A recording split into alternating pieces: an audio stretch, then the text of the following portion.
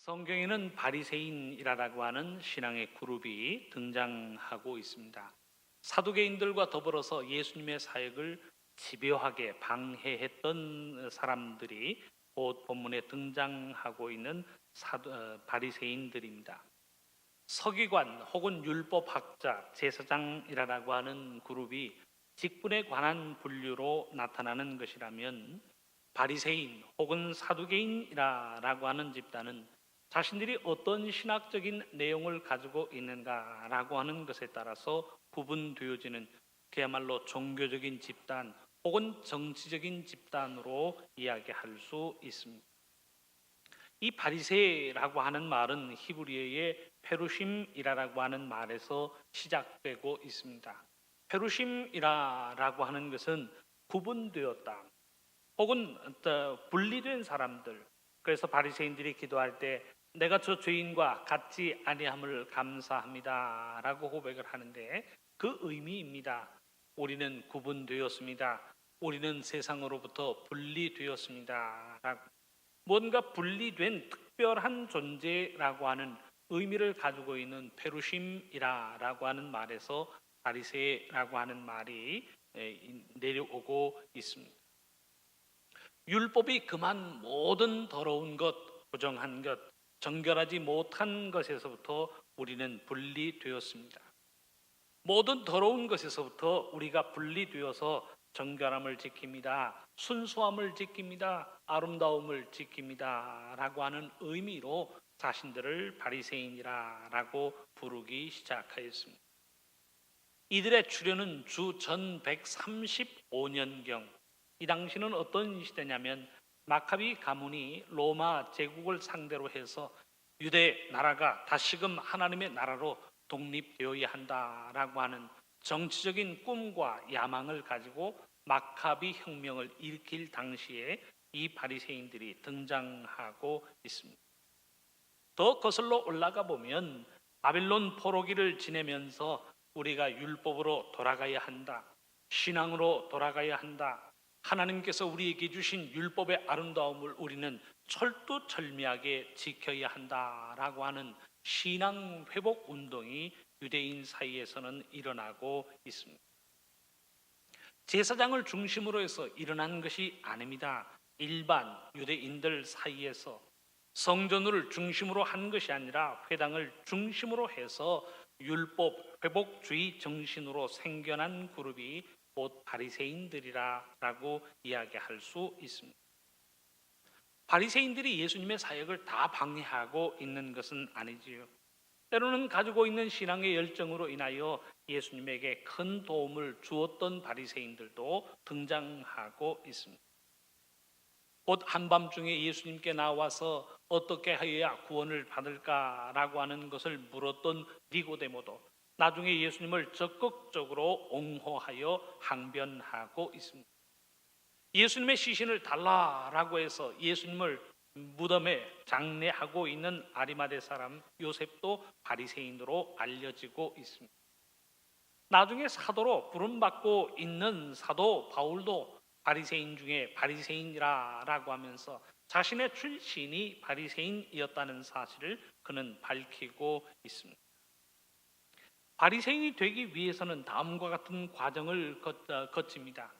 먼저 3명의 바리새인 앞에서 자신이 바리새 규칙을 지킬 것을 서약하고 맹세합니다. 그리고 난 이후에 1년의 예비 회원의 기간을 거쳐야 합니다. 1년의 예비 기간을 다 거친 이후에 정회원이 될 수 있는가 없는가라고 하는 것을 결정하였습니다. 그런데 그들이 3명의 바리새인 앞에서 맹세하는 내용은 다음과 같습니다. 첫째, 회원이 아닌 사람과는 바리새인이 아닌 사람과는 식사하지 않는다. 둘째, 바리새인이 아닌 제사장에게는 11조를 드리지 않는다. 셋째, 일주일에 2번씩 금식을 한다. 월요일과 목요일 금식을 하는 것으로 알려지고 있습니다. 이들은 철두철미하게 율법을 지켰던 사람이 금식하고 안식일을 지키는 일에 있어서 목숨 걸고 그 안식일을 거룩하게 지키고자 노력하였던 사람들이 바리새인들입니다. 유대인 역사가 요세푸스의 증언에 의하면 예수님 당시 이 바리새인들의 숫자가 6천 명 가량이었다라고 기술하고 있습니다. 당시 예루살렘의 인구가 2만 5천에서 3만 명으로 된 것으로 집계하고 있는데 그 중에 6천 명이라고 하는 숫자는 결코 작은 숫자가 아니었다는 사실을 우리에게 알려주고 있습니다. 사랑하는 성도 여러분, 성경에 나타나고 있는 사두개인들은 잘못된 신앙을 가지고 있었던 사람들이, 이들은 부활도 믿지 않습니다. 영혼 불멸설도 믿지 않습니다. 천국이 있다라고 하는 것도 믿지 않았습니다. 그런 사두개인과는 달리 바리새인들은 철두철미하게 율법을 믿었고 내세를 믿었고 천사의 존재를 믿었고 영혼 불멸을 통하여 우리가 하나님의 나라에 들어간다는 사실을 분명히 믿었던 사람들이 바리새인들입니다. 그야말로 하나님께서 우리에게 주신 율법을 철두철미하게 지켜야 한다라고 하는 믿음의 결단을 간직하고 그 믿음의 모습으로 살기로 노력하였던 사람들이 바리새인들이라 이야기할 수 있습니다. 신앙생활을 하여도요 얼마나 철두철미하게 감당하고 있는지, 반드시 11조의 생활을 감당합니다. 일주일에 2번의 금식을 행하고 있습니다. 선행을 강조할 뿐만 아니라 모든 신앙의 주제에 깊은 관심을 가지고 있습니다. 예수님이 지적하고 계시는 것은 이들의 신학이 잘못되었다라고 가르치고 있는 것이 아닙니다. 그들의 신학은 바른 신학이지만, 그들의 신학은 문제가 없지만 그 신학을 가지고 살아가는 그들의 삶에 문제가 있다는 사실을 예수님 지적하고 계십니다. 누가복음 12장 1절 후반절의 말씀에 예수님이 이런 말씀을 하십니다. 예수께서 먼저 제자들에게 말씀하여 이르시되 바리새인들의 누룩 곧 외식을 주의하라. 바리새인들이 가지고 있었던 신앙의 문제점이 무엇인가 우리에게 일깨워주고 있습니다. 그들의 가르침을 듣지 마라. 그들의 교훈은 잘못된 것이다. 예수님 그렇게 말씀하지 않고 계십니다. 바리새인들의 누룩 곧 외식을 주의하라라고 하는 것은 그들의 형식적인 믿음의 문제를 지적하고 있습니다. 이 문제점을 가지고 오늘의 본문에 바리새인들이 어떤 신앙의 문제점을 가지고 있었는가라고 하는 그 교훈의 내용들을 마음속에 새기는 시간들이 될 수 있기를 바랍니다. 오늘 본문에도 보면 이미 말씀드린 대로 예수님께서 바리새인들이 어떤 신앙의 문제점을 가지고 있었는가라고 하는 그들 신앙의 문제점을 지적하고 계십니다. 13절 이후의 말씀을 보면 화 있을진저 외식하는 서기관들과 바리새인들이여 라고 이 말씀을 반복하시면서 이 바리새인들이 가지고 있었던 신앙의 문제점이 무엇인가를 이야기하고 있습니다. 심지어 33절의 말씀을 보면 뱀들아 독사의 새끼들아 너희가 어떻게 지옥의 판결을 피하겠느냐라고 하시면서 그들에게는 결코 구원이 이루어질 수 없고 하나님의 재앙을 피할 수 없다는 사실을 예수님 말씀하고 계십니다. 그렇다면 바리새인들이 바른 신학을 가지고 있으면서도 그들의 삶 속에 가지고 있었던 신앙의 문제점이 무엇인가 우리는 분명히 마음속에 새겨야 할 줄로 믿습니다. 먼저 우리가 바리새인들의 문제점을 생각할 때에 그들이 가지고 있었던 신앙의 모순은 가르침의 내용이 잘못된 것이 아니라라고 하는 사실을 기억해야 합니다. 예수님께서도 오늘 본문 3절 상반절에 이런 말씀을 남기고 계십니다. 그러므로 무엇이든지 그들이 말하는 바는 행하고 그들이 하는 행위는 본받지 말라. 예수님 그렇게 말씀하고 계십니다. 바리새인들이 말하는 바는 행하라라고 하는 것. 신학이 잘못된 것이 아니라는 이야기. 그들의 말하는 바는 행하되 그들이 하는 행위는 본받지 말라. 예수님 그렇게 말씀하고 계십니다. 그들이 가르치는 신학이 잘못된 것이 아니라 그들의 신앙생활이 잘못되었고 그들의 삶 속에 신앙적인 모순을 품고 있다는 것을 의미하고 있습니다. 사랑하는 성도 여러분, 우리 한국 교회의 문제점을 이야기할 때에 잘못된 신학이 있다라고 하는 것을 지적합니까? 한국 교회가요, 잘못된 신학을 가지고 있지 않습니다. 잘못된 신학을 가지고 있다면 이는 사이비요, 이는 이단으로 판정되어집니다. 신학이 잘못되어지는 것이 아니죠. 그러나 한국 교회에 문제점이 있다라고 하는 것은 신학의 문제가 아니요 신앙의 문제라고 하는 사실을 우리는 본문을 통하여 깨닫게 됩니다. 그 바리새인들의 모습을 통해서 우리들의 모습을 찾아볼 수 있기를 바랍니다. 먼저 바리새인들은 어떠한 신앙의 문제점을 가지고 있었습니까? 첫째, 바리새인들은 말만 하고 행하지 않는 신앙의 문제점을 가지고 있었습니다. 3절 하반절에서는 말씀은 이렇게 기록합니다. 그들은 말만 하고 행하지 아니하며 그들의 신앙의 모습을 예수님 이렇게 지적하고 계십니다. 사랑을 이야기하면서 자신들은 사랑하지 않습니다. 용서가 얼마나 중요한가라고 하는 용서의 중요성을 이야기하면서 자신들의 삶에는 용서하지 않습니다. 하나님만이 우리의 삶의 심판주가 되신다라고 이야기하면서도 실제의 삶 속에서는 하나님을 대신하여 자신이 나서서 판단하고 정죄하며 살아가는 삶을 살고 있습니다. 이는 신학이 잘못된 것이 아니에요. 어떤 면에서 생각해 보면 하나님의 말씀을 잘 선포하고 하나님의 말씀을 잘 가르치고 있습니다. 그런데 자신들은 그 말씀대로 살아가지 못하고 있습니다. 자녀들이 싸우니까 엄마가 아이들을 야단하면서 이야기합니다. 얘들아, 싸우는 것은 나쁜 것이야. 싸우면 안 돼. 너희들은 한 형제고 가족이잖아 라고 이야기합니다. 아들 녀석이요, 어머니를 더 쳐다보면서 하는 말이, 그런데 엄마하고 아빠는 왜 싸워? 라고 이야기합니다. 이 바리새인들이 가지고 있었던 신앙의 모순이 사랑을 이야기하고 사랑의 중요성을 이야기하지만 자신들의 삶 속에서는 사랑하지 않습니다. 곧 말만 하고 행하지는 않는다는 신앙의 모순을 예수님께서는 제일 먼저 지적하고 계십니다. 사랑하는 성도 여러분, 하나님께서 우리에게 주신 하나님의 모든 말씀은 그 말씀대로 생각하고 그 말씀대로 살아가기 위한 삶의 기준으로 하나님은 우리에게 말씀을 허락하여 주고 계십니다. 우리가 하나님의 말씀을 들을 때에는 듣는 것으로 그치라고 우리에게 말씀을 주시는 것이 아니지. 그 말씀을 듣고 말씀대로 생각합니다. 말씀을 따라 행하며 살아갑니다. 말씀이 우리의 삶의 기준이 되고 우리의 삶의 철학이 되고 우리의 삶의 중심이 될 수 있도록 행동이 되는 기준으로 하나님의 말씀을 우리에게 허락하여 주고 계십니다. 그래서 하나님의 말씀은 말씀을 듣는 자가 복이 있는 것이 아니라 말씀을 행하는 자가 복이 있다는 사실을 우리에게 일깨워 주고 있습니다.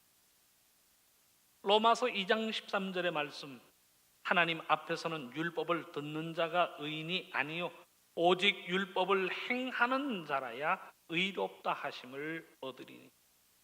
야고보서 1장 22절의 말씀, 너희는 말씀을 행하는 자가 되고 듣기만 하여 자신을 속이는 자가 되지 말라. 이는 하나님의 말씀이요 하나님의 명령입니다. 바리새인들이요 이 모든 하나님의 말씀을 알고 하나님의 말씀을 가르치고 있습니다. 말씀을 가르치면서도 말씀에 대한 순종을 찾아볼 수 없습니다. 말씀을 증거하면서도 말씀대로 생각하거나 말씀대로 살아가지 않습니다. 말씀을 알면서도 말씀대로 행하지 않는 바리새인들의 신앙의 모순을 예수님은 제일 먼저 지적하고 계십니다. 둘째, 이들이 안고 있는 신앙의 모순은 무엇인가요? 자신들은 행하지 않고요 남들에게만 요구한다라고 하는 신앙의 모순을 예수님 지적하고 계십니다. 4절의 말씀은 우리에게 이렇게 교훈합니다. 또 무거운 짐을 묻고 사람의 어깨에 지우되 자기는 이것을 한 손가락으로도 움직이려 하지 아니하며. 다른 사람에게는 요구하지만 자신에게는 요구하지 않습니다. 다른 사람에게는 하라라고 이야기하면서 자신은 손가락 하나도 움직이지 않는 모습을 보이고 있다는 것입니다. 사랑하는 성도 여러분, 예수님께서 우리에게 감동을 주시는 이유가 무엇인가요? 예수님 우리의 삶 속에 등장하셔서 이거 해라 저거 해라 말만 하시는 예수님이 아니시지 않습니다. 예수님은요, 사랑을 이야기하시기 이전에 사랑이 무엇인가라고 하는 것을 우리에게 먼저 보이고 계십니다. 예수님이 용서란 이런 것이다 라고 하는 것을 장황하게 설명하지 않으셨습니다. 먼저 우리의 죄를 용서하여 주시고 지금도 우리의 허물과 잘못을 용서하여 주고 계십니다. 예수님의 삶이 우리에게 감동적인 이유가 있다면 예수님은 언제나 우리에게 본을 보이고 계신다는 이야기. 사랑을 말씀하시기 전에 먼저 제자들의 발을 씻기고 계십니다. 자신을 은 30냥에 파는 가룟 유다를 정죄하지 않고 불쌍히 여기십니다. 그러시면서 하시는 말씀이 7번씩 70번이라도 형제를 용서하라. 예수님 그렇게 말씀하고 계십니다. 남에게 하라고 말씀하시는 예수님이 아니세요. 친히 자신의 삶을 통하여 사랑이 무엇인가, 용서가 무엇인가를 우리에게 보이고 계십니다. 용서를 베푸신 예수님께서 우리에게 용서하라 말씀하고 계십니다. 자신을 십자가에 처형되도록 내어주는 그 희생의 모습을 통해서 우리에게 사랑을 이야기하고 계십니다. 자신이 먼저 나서서 사랑을 보이고 계십니다. 자신이 나서서 먼저 용서를 보이시고 화해를 이루고 계십니다. 남을 먼저 배려하고 남을 위해 먼저 움직이는 사랑의 실천을 우리에게 먼저 보이신 분이 우리의 예수님이십니다. 남편이 하루 종일 직장 생활을 해서 하고 난 이후에 피곤한 몸으로 집에 돌아왔습니다. 집에 돌아와서 소파에 가만히 누워서 리모컨 손에 들고요, 부인에게 이야기를 합니다. 내가 목마르니 물 가져와라. 내가 배가 고프니 밥 가져와라. 내가 피곤하니 내 발을 씻겨라. 이야기만 한다면 그 가정이 화목한 가정이 될 수 있겠습니까? 가정의 원리도 마찬가지지만 교회의 원리, 신앙의 원리가 마찬가지. 해야 할 일이 있다면 예수님처럼 먼저 나서서 감당하는 처소에 하나님의 기쁨과 즐거움이 존재한다는 사실을 우리에게 가르치고 있습니다. 하지만 바리새인들의 삶은 어떠하였습니까? 남에게는 무거운 짐을 지웁니다. 남에게는 해야 한다고 이야기를 합니다. 남에게는 하지 않으면 안 된다고 강조하여 가르칩니다. 하지만 자신은 한 손가락으로도요 움직이려 하지 않고 있습니다. 남에게는 요구하지만 자신에게는 요구하지 않습니다. 남에게는 해야 한다라고 이야기하지만 자신에게는 어떻게 하느냐 할 수 없다 변명하며 살아갑니다. 이런 삶의 모습은 자신은 행하지 않고 남에게만 요구하는 삶인 것입니다. 자신은 감당하지 않고 남에게는 해야 한다라고 하면서 감당할 것을 요구하며 살아갑니다. 결코 사랑의 아름다움을 이룰 수 없는 형식적인 믿음이라는 사실을 예수님은 본문을 통하여 지적하고 계십니다. 세 번째, 바리새인들의 신앙의 모순이 무엇인가요? 누군가 보는 사람이 있으면 하고 누군가 보는 사람이 없으면 하지 않는 모습을 그들은 간직하고 있습니다.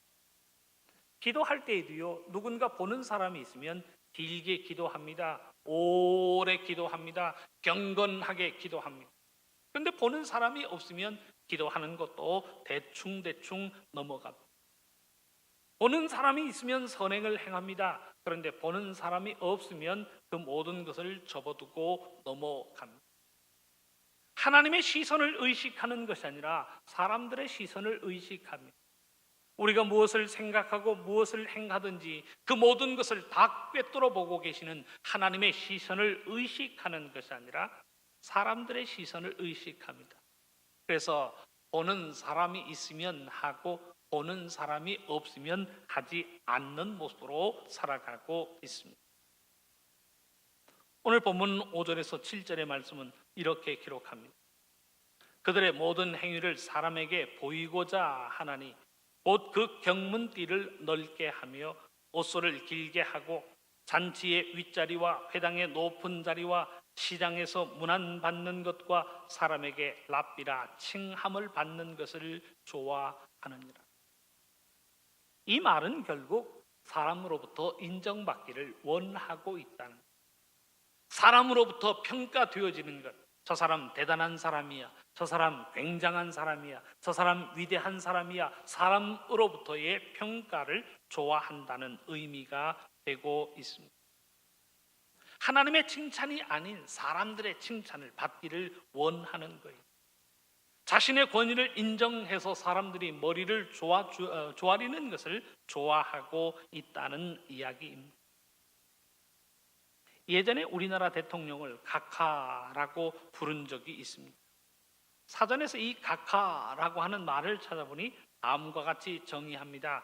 특정한 고급 관료에 대한 경칭, 존경해서 부르는 칭호라고 이야기합니다. 인칭 대명사에서 가장 높여 부르는 말, 당신이라는 말보다 더 존대해서 부르는 말이 각하라고 하는 말입니다.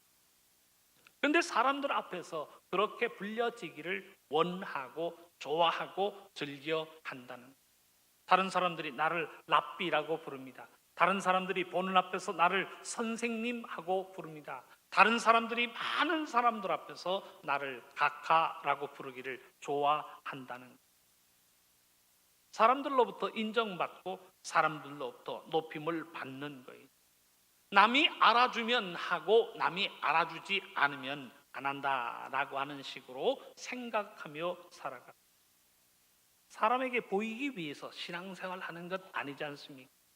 그럼에도 불구하고 보는 사람, 보는 시선이 있으면 하고 보는 시선이 없으면 모든 신앙의 의미를 팽개치는 모습으로 살아가는 모습을 예수님 지적하고 계십니다. 어떤 목사님이 교회 개척을 하셨습니다. 교회 개척을 해서 한 6개월 정도가 지나니까 교인들이 한 10명 정도가 모이기 시작하였다고 합니다. 10명의 교인들을 두고 목사님이 어느 날 갑자기 선포하신 내용이 있어요. 교우님, 내일부터 새벽 기도회를 합니다. 시간 내어 오셔서 함께 기도하는 시간을 가질 수 있기를 바랍니다. 내일부터 새벽 기도회를 한다라고 교회 앞에 선포를 하셨습니다. 다음날 새벽 기도회에 가보니까 몇 사람이나 나왔을까요? 교인들이 10명인데 아무도 안 나왔더래요. 목사님이 새벽 기도회 한다고요. 말씀을 준비하고 찬송을 준비하고 다 준비하였습니다. 그런데 새벽 기도회를 인도해야 할까요? 말아야 할까요? 아무도 없는데요. 설교를 해야 할까요? 말아야 할까요? 목사님이요, 준비한 하나님의 말씀을 선포하였다고. 이게 안타까웠는지 그 다음 날은요, 새벽 기도회에 가니까 사모님이 저 뒤에 혼자 앉아 계시더라고요. 그럼 이 목사님이 어제 한 설교를 가지고 해야 될까요? 오늘 준비한 새로운 말씀으로 선포해야 될까요?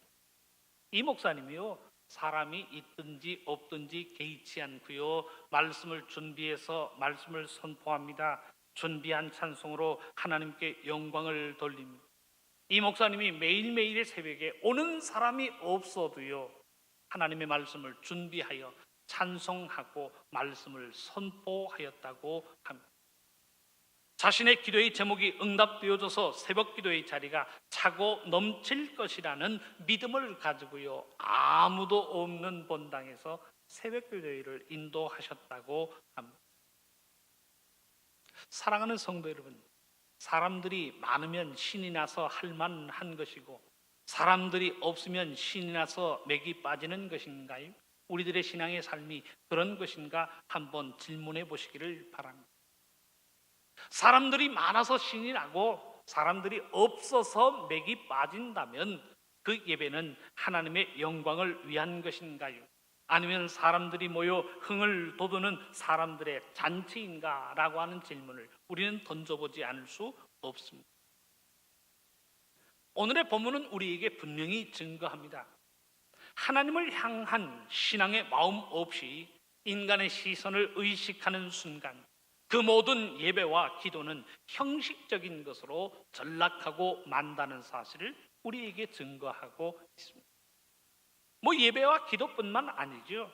봉사도 마찬가지입니다. 보는 사람이 있으면 하는 봉사, 보는 사람이 없으면 하지 않는 봉사라면 하나님의 영광을 드러낼 수 없다는 사실입니다.